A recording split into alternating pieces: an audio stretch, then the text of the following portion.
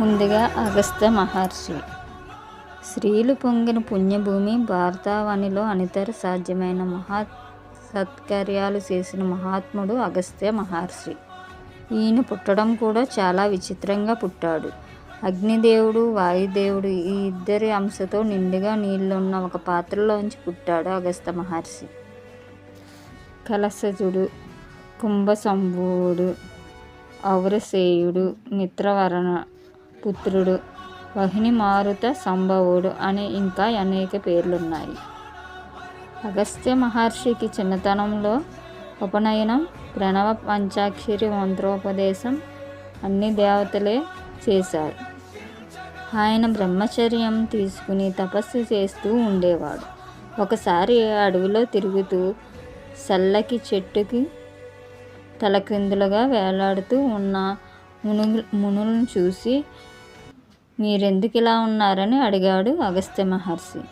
ఆ మునులు అగస్త్యుని చూసి, నాయన, మమ్మల్ని పితృదేవతలు అంటారు. నీకు పెళ్ళై సంతానం కలిగితేనే మాకు పైలోకాలకు వెళ్ళే అర్హత వస్తుంది. నిన్ను చూస్తే బ్రహ్మచర్యం వదలనట్టున్నావు. మాకు పుణ్యలోకం రావాలంటే నువ్వు పెళ్లి చేసుకోవాలి, లేకపోతే మా గతి ఇంతే అన్నారు.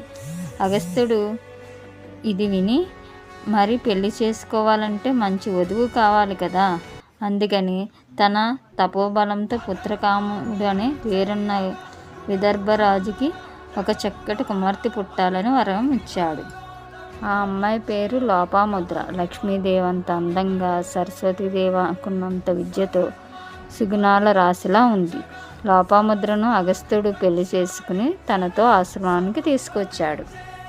మరి పెళ్లి చేసుకున్నాక కొంచెమైనా ధనం ఉండాలిగా. అగస్త్యుడు తన తపశ్శక్తిని నష్టపోకుండా ఇష్టం లేక ఆ రాజు దగ్గర కూడా సరిపడ ధనం లేదని ఇద్దరూ కలిసి మణిమతిపురానికి రాజు ఇల్వలుడు, ఆయనకి వాతాపి అనే తమ్ముడు ఉండేవాడు. ఇల్వలుడు తన తమ్ముడు వాతాపిని చంపి బ్రాహ్మణులకి వండి పెట్టేవాడు. తర్వాత వాతాపిని పిలవగానే వాతాపి బ్రాహ్మణుల కడుపులో నుంచి బయటికి వచ్చేవాడు. ఈ విధంగా అన్నదమ్ములిద్దరూ కలిసి బ్రాహ్మణులను చంపేవాళ్ళు. అగస్త్యుడు తాను కలిసిన రాజులు ముగ్గురిని తీసుకుని ఇల్వలుడు ఇంటికి వెళ్ళాడు. మామూలుగానే ఇల్వలుడు వాతాపిని చంపి వండిపెట్టి మళ్ళీ వాతాపిని పిలిచాడు. కానీ అగస్త్యుడు భోజనం చేయగానే జీర్ణం వాతాపి జీర్ణం అన్నాడు. వాతాపి జీర్ణం అయిపోయాడు. ఇల్వలుడు ఎంత పిలిచినా వాతాపి బయటికి రాలేదు. ఉంటే కదా రావడానికి. మీరు ఎప్పుడైనా గమనించారా? పసిపిల్లలకి పాలు పట్టగానే జీర్ణం వాతాపి జీర్ణం అని పసిపిల్లల పొట్ట మీద రాస్తారు. వాతాపిని కూడా ఆరగించుకోగలిగినంత జీర్ణశక్తి పిల్లలకు రావాలని అలా అంటారు. అప్పుడు అగస్త్యుడు మంత్రం ఇప్పటి పిల్లలకు కూడా ఉపయోగపడుతుంది చూసారా. ఇల్వలుడు అగస్త్యుడికి ధనం, బంగారం, ఆవులు అన్నీ ఇచ్చి పంపించాడు. తర్వాత అగస్త్యుడు దృఢస్యుడు అనే కొడుకుకు తేజస్వి అనే మనుమడు కలిగారు. పితృదేవతలు పుణ్యలోకాలకు వెళ్ళిపోయారు. ఒకసారి బ్రహ్మదేవుడు అగస్త్యుల వారి ఆశ్రమానికి వచ్చాడు.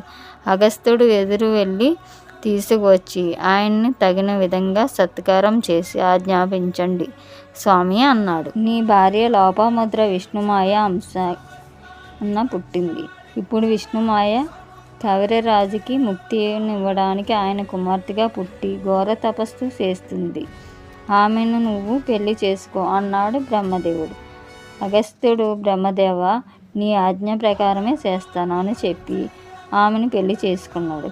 పెళ్ళి అవగానే కన్య కావేరి నదిగా ప్రవహించింది. కావేరి నదిలో స్నానం చేసిన కవిరరాజుకి ముక్తి కలిగింది. ఇంద్రుడు అనే రాక్షసుడు ఇంద్రుడిని జయించి ధర్మచరిత్ర గల మహర్షులందరినీ రాత్రి సమయంలో చంపి పగటి సమయంలో సముద్రంలో దాక్కుని ఉండేవాడు. మహర్షులందరూ కలిసి ఆ సముద్ర జలాన్ని అగస్త్య మహర్షికి దానం ఇచ్చారు. అగస్త్య మహర్షి ఆ సముద్రాన్ని తన కమండలంలో పట్టి ఒక్క గుటకలో త్రాగేశాడు. వృతాసురుడనే బయటపడ్డాడు. దధీచి దేహాన్ని ఆయుధాలుగా చేసుకుని దేవతలు వృత్తుని చంపేశారు. అగస్త్య మహర్షి దండకారణ్యంలో నివసిస్తూ ఉండగా శ్రీరాముడు అరణ్యవాసం చేయడానికి వెడుతూ అగస్త్య మహర్షి ఆశ్రమానికి వెళ్ళాడు. ఖడ్గము, విల్లు, బాణాలు, అక్షయములు, అమ్ముల పొది రాముడికి ఇచ్చి దీవించాడు అగస్త్యుడు. కొంతకాలం తర్వాత రామరావణ యుద్ధంలో రావణ బాణాలకు రాముడు గాయపడి బాధపడుతుండగా అగస్త్యుడు రాముడికి విష్ణుమూర్తిగా గుర్తు చేసి స్తోత్రం చేసి రాముడికి ఆదిత్య హృదయం అనే మహాస్తవం ఉపదేశించాడు. అంటే మనం ఇప్పటికీ ఉదయాన్నే చదువుకుంటున్న ఆదిత్య హృదయం అగస్త్య మహర్షి శ్రీరాముడికి ఉపదేశించిందన్నమాట. 100 అశ్వమేధ యాగాలను చేసి ఇంద్ర పదవిని పొందాడు. కానీ ఐశ్వర్యం ఉందన్న అహంకారంతో శచీదేవిని తనతో ఉండమని అడిగాడు. శచీదేవి మునులను వాహనంగా చేసుకుని రమ్మంది. సహసుడు శచీదేవి దగ్గరికి వెళ్తూ మునులను రథం మోయమని చెప్పాడు. పూర్వాచార్యులు మంత్రాలని బ్రాహ్మణులను నిందించడం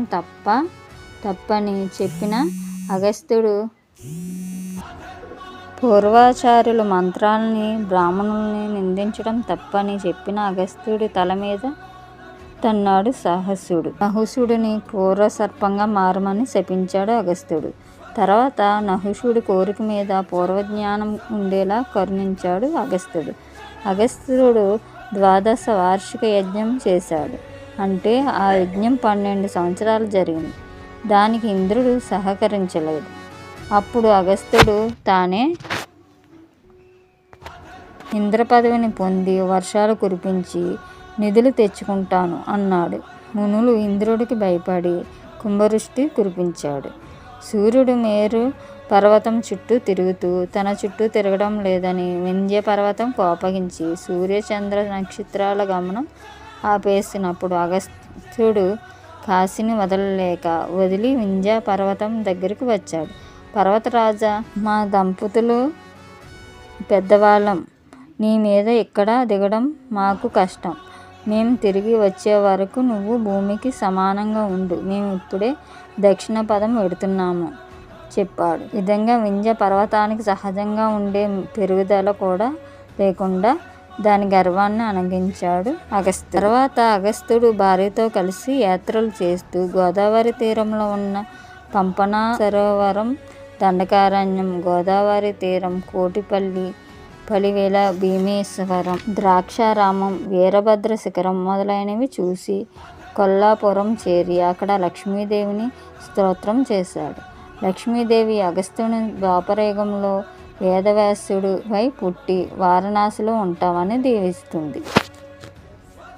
లోపాముద్ర అగస్త్య మహర్షిని ఏ తీర్థాలు ముక్తినిస్తాయి అని అడిగింది. బాహ్య తీర్థాల కంటే మానస తీర్థాలే ముక్తినిస్తాయి. ఎందుకంటే బాహ్య తీర్థాలలో ఎప్పుడూ ఉండే కప్పలు, తాబేళ్లు, చేపలు, మొసళ్ళు లాంటి అన్నీ మోక్షం పొందాలి కదా. అలా జరగట్లేదేం. మానసికంగా పవిత్రంగా ఉన్నప్పుడే తీర్థాలలో మునిగిన ఫలితం కూడా ఉంటుంది అన్నాడు అగస్త్యుడు శ్రీశైలం వెళ్ళినప్పుడు ఆయనకి కుమారస్వామి దర్శనం ఇచ్చి కాశీ మహత్యం గురించి తెలియజేశాడు. శిష్య సమేతుడైన వ్యాస మహర్షి కూడా కనిపించాడు. మహర్షులు ఇద్దరు ప్రశ్నలు వేసుకున్నారు. వ్యాసుడు తాను కాశీ వదిలి అన్నపూర్ణాదేవిని ఆజ్ఞతో ఈ దక్షిణాకాశీకి వచ్చిన కారణం చెప్పాడు. అగస్త్యుడు తన తపోమహిమతో వ్యాసుడికి 12 క్షేత్రాల గురించి చెప్పి పంచతీర్థాల్లో స్నానం చేయించి తన ఆశ్రమానికి వెళ్ళిపోయాడు. పరశురాముడు అగస్త్యునికి ఇచ్చిన కృష్ణ కవచాన్ని ధరించే 21 సార్లు రాజుల్ని చంపగలిగాడు. అందుకే అగస్త్యుడి ప్రోత్బలాలు కూడా ఉన్నాయన్నమాట. ఒకప్పుడు ఇంద్రద్యుమ్నుడు విష్ణుమూర్తిని ధ్యానిస్తూ అగస్త్యుడు రావడం చూడలేదు. అగస్త్యుడికి కోపం వచ్చి ఏనుగువై పుట్టమని శపించాడు. శ్రీమద్ భాగవతంలో గజేంద్ర కుబేరుడు కుశపతి చేస్తున్న సత్రయాగానికి రాక్షస బలాలతో విమానంలో వెడుతూ కుబేరుడు స్నేహితుడు మణిమంతుడు క్రిందకి ఉమ్మేశాడు. అది తపస్సులో ఉన్న అగస్త్యుడి మీద పడింది. అతన్ని తన బలగాలని ఒకే మనిషి చేతిలో చనిపోయేటట్లు అగస్త్యుడు శపించాడు. అదేవిధంగా వాళ్ళందరూ భీముడి చేతిలో చచ్చిపోయారు. కొంతకాలం అగస్త్యుడు పుష్కర తీర్థంలో కుమారస్వామిని పూజించేసి నారాయణుడు అగస్త్యుడికి కనిపించి నీకు ఎప్పుడు ఏ లోటు ఉండదని చెప్పి వెళ్ళిపోయాడు. అగస్త్యుడు రాసిన గ్రంథాలు అగస్త్య గీత, అగస్త్య సంహిత. అగస్త్య మహర్షి ఎప్పుడూ లోకం కోసమే పాటుపడ్డాడు. ఎంతోమందికి విద్యాజ్ఞానం చేశాడు. ఎంత చెప్పినా అయిపోని గొప్పతనం ఆయనది. ఇప్పటికీ అగస్త్య మహర్షి భాద్రపద మాసంలో భూలోకంలో నక్షత్ర రూపంలో కనిపిస్తాడు. నక్షత్ర దర్శనం అవగానే బ్రాహ్మణులు అగస్త్యుడు బొమ్మ చేసి పూజ చేసి రాత్రి జాగారం చేస్తారు. అలా చేస్తే అగస్త్యలో పాదముద్రలు అనుగ్రహం ఉంటుందని వారి నమ్మకం. ఇదేంటి అగస్త్య మహర్షి గురించి. శ్రీమతి బొమ్మిడిపాటి వి బాల త్రిపుర సుందరి గారు చెప్పారు. నాకు కొంచెం నోరు తిరగట్లేదు. కొన్ని పేర్లు పలకడంలో ఏమైనా తప్పులు ఉంటే క్షమించగలరు.